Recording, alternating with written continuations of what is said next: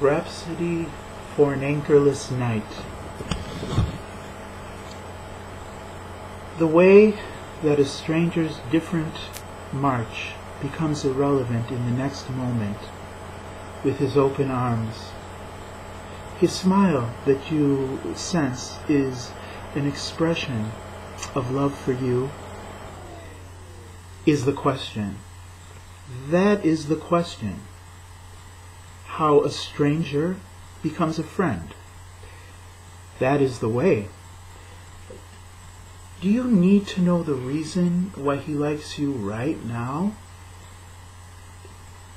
What if he likes you for something that you can't recognize? So you can't know the reason and might reject him because you find no common ground. Our neighborhoods are sadistic brothels where we trust in the characters of the friendly. And free love given in return is based only on trust. After the benevolence is the trust. After the trust comes the certainty. And after the certainty comes the love.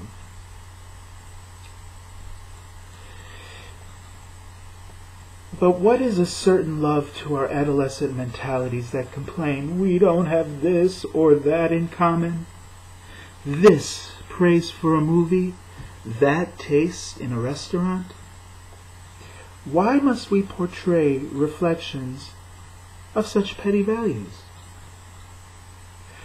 When we share a view that your poem is excellent, and I give you $200 for it in a contest, whose rule is that it must have been previously unpublished, do we do each other justice when one frantically worries about the meaning of publish for fear he is taking dishonestly $200?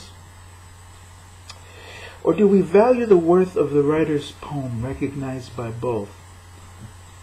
Everyone is a joker card who must face each other in just the precise amount of proportion. But it was our birthright to tower like domino chips and influence the larger world by the force of real worth. Someone wrote this poem and should know a power higher than kindergarten mathematics. We don't sacrifice our kindergarten mathematics for the calculus of the worth of a life. Your life.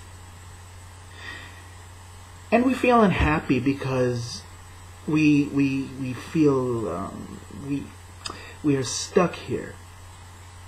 Catch a glimmer of calculus, the calculated value of everything you are. Struggle for the sense in the complexity, not the complexity in the sense or the sensation.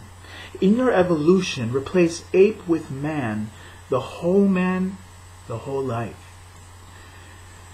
But who am I to guide you on how to live with people?